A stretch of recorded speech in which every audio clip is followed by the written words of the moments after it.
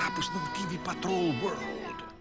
Ni minsan sa buhay ko, hindi ko inisip na magiging bahagi ako ng isang love team. Sa edad ko ba naman na ito? Pero ang pag-ibig naman, wala talagang pinipili. Kaya kung meron mang Tomcat at Brangelina, naku, handa na ba kayo para sa Corimar? Ramdam ko yung tanong kinulam kaya ako nito. Ang kapal mo. Bakit mo sinasabi yan? Anong kinulam? Bakit may kulam-kulam ngayon dito? Kiss na lang, kiss. Kiss. Dito nangyari yon sa Abaca in Cebu. It's one of our favorite getaways kasi ano siya private, maliit lang, wala masyadong tao, katabi ng tubig. And you know me, I love Cebu. It's like my second home also. Nagkataon lang, hindi ko naman akalain, niyaya ko lang siya. Kasi Valentine's weekend noon, and I said, naku, pinilit ko pa kunwari. Nagpapilit ka pa. Yung pala may bala ka na. Hindi, because meron akong siniset up sa Manila. So, nayaya ko siya dito. O, nagustuhan naman niya. Pagkatapos, sinisipon ako noon. May sakit ako noon eh. So, we were having dinner dito, Valentine's dinner. Nagpakudak pa tayo nun. Oo. Kasi tawag Memorable. O bigla na lang siyang nagtanong, yan. Hindi pala siya nagtanong, sinabi niya sa akin. Parang, ikakasala tayo. Wala akong choice. Of course, naisip ko, oh my gosh. Oh my gosh, ang mahal ng ibibigay ko. Ang mahal ng ibibigay kong sing-sing. O, hindi naman sa'yo to, sa lolo mo to eh. Binigay sa mami mo, no? Oh, so wala kang gastos dito, ha? Well, I'm honored. I'm very honored. At saka, oh lala, di ba? Ang ganda. Thank you very much, Tita Judy. Ang ganda ng sing-sing ko. Kasi kumonsulta ako sa mom ko. Sabi ko, you know, I've never done this before. Saan ba bumibili ng mga ganyan, ganon-ganon. Then tinanong niya sa akin na serious ka ba talaga? Sabi ko, of course I'm really serious na mahal ko siya talaga, ganon. So sabi niya, well, kung talagang serious na serious ka, then sabi niya, I would like for her to have something from the family. Kaya, ganon yun. We were in Hong Kong once. Makikita kami for brunch in a restaurant. So dumating ako mas maaga. So I told the captain na if anybody looks for Mr. Rojas, ako yon, and just point them to the table. And then dumating si Corina, tinanong dun sa maitre d'. And then nadinig ko, malapit lang ako sa entrance. Sabi niya, oh, Mrs. Rojas, your table is right here. So, dumating siya sa lamesa. Of course, ang ngiti niya parang talaga thrilled na thrilled. But kasi that was the first time ever na naranasan namin na tinawag siyang. Pati ako na-thrilled din. Sabi ko sa kanya, I'm happy that they called you Mrs. Rojas. Hindi naman ako pwede kumontra, di ba? Hindi pwedeng kumontra. Hindi, wala lang. Hindi lang ako sanay pa. Yung Mrs.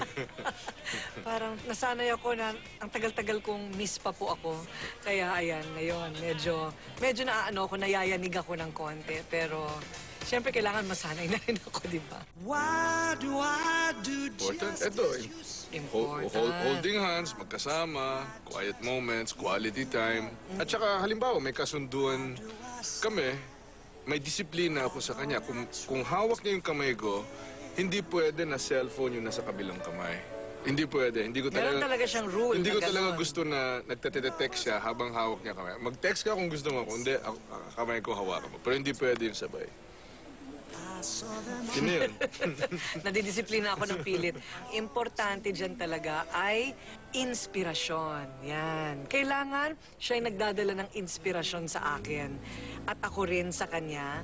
So that we can both be better people. So I think I'm challenged to become a better person for him.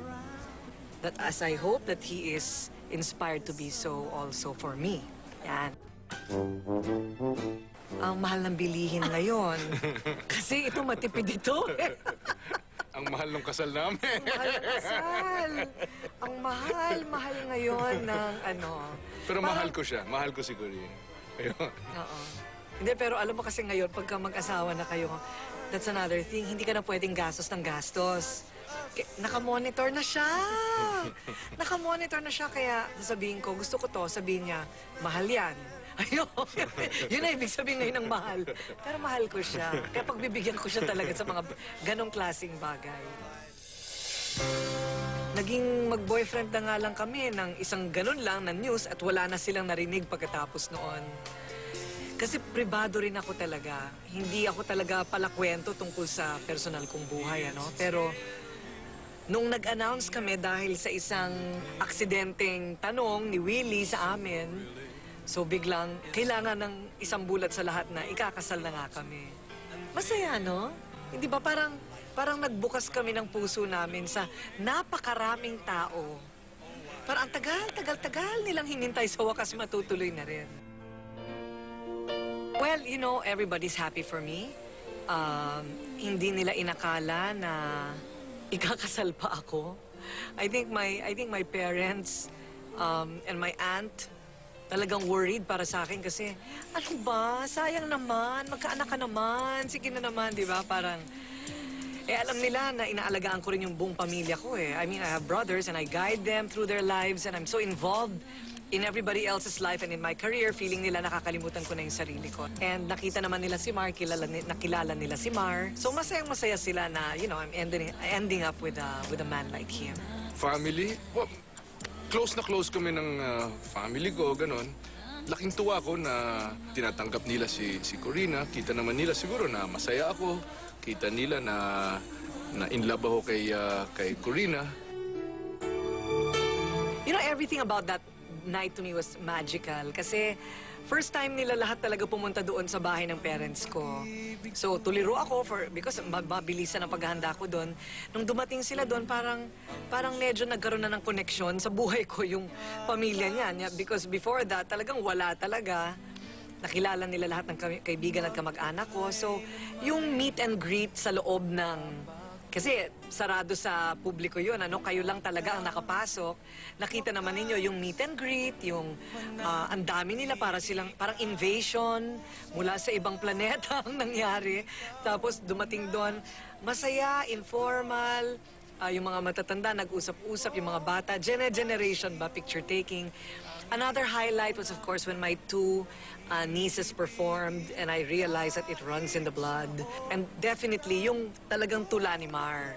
Yaon po'y katotohanan, mga sabi mo tinuruan, itong desposoryong mahal, dito'y aming iaalay.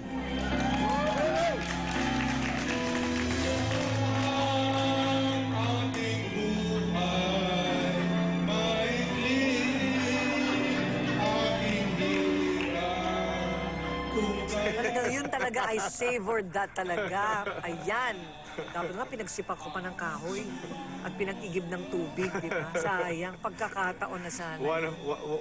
Once in a lifetime lang talaga Oo, yun. talagang Never tula. na mauulit. Talagang hindi. I recommend it. I highly recommend it for everybody. Yung mga babaeng kakasal, require it. Kailangan talaga mamanhikan sila. Tula, sayaw, sibakahoy, igib tubig. Maganda yan. Buhayin natin ulit ang mga tradisyong Pilipino. See you tomorrow. I mean, bukod sa see you tomorrow. Dadating ka, ha? Dadating ka. Di ka magtatagal sa makeup mo, ha? Kita-kits. On time. On time ako. Kita-kits.